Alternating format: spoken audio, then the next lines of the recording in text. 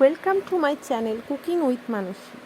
বেগুন যেটা অনেকেই খেতে চায় না, কিন্তু এইভাবে রান্না করলে আশা করি লুচি এবং রুটি দুটোর সাথেই বেশ ভালোই লাগবে। চলুন দেখে নিন।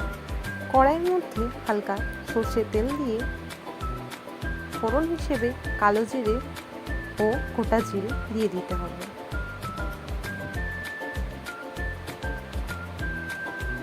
এরপর পেঁয়াজ কুচি দিয়ে হালকা নাড়িয়ে নেব, পেঁয়াজগুলি ভেজে নেব।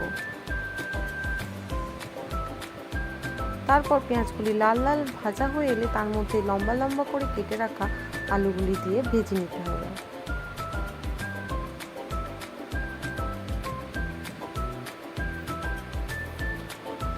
আলুগুলি ভাজা হয়ে এলে তার মধ্যে কেটে রাখা বেগুনগুলো দিয়ে দেব এবং ভালো করে দুটো ভেজে নেব। দুটো ভাজা হয়ে এলে তার মধ্যে পেঁয়াজ বাটা,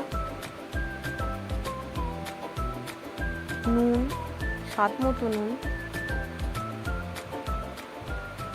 এবং হলুদ, আদা রসুন পেস্ট, টমেটো বাটা, সবজি মশলা, লাল মরিচ গুঁড়ো দিয়ে ভালো করে নাড়িয়ে নেব। কাজু বাটা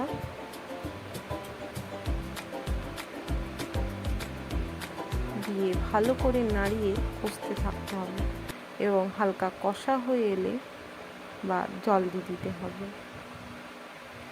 জল দিয়ে হালকা করে বেগুন এবং আলু দুটো সিদ্ধ করে নিতে হবে। 10 মিনিট সেদ্ধ করার পর যখন জলটা আস্তে আস্তে মরে আসবে, তখন তার মধ্যে ধনেপাতা দিয়ে দিতে হবে এবং জলটা আস্তে আস্তে মরে আসার জন্য আস্তে আস্তে নাড়াতে হবে। এরপরেই তৈরি হয়ে আসবে আমাদের বেগুন কাজু কারি। এইভাবে তৈরি করলে আশা করি সবারই বেগুন কারি ভালো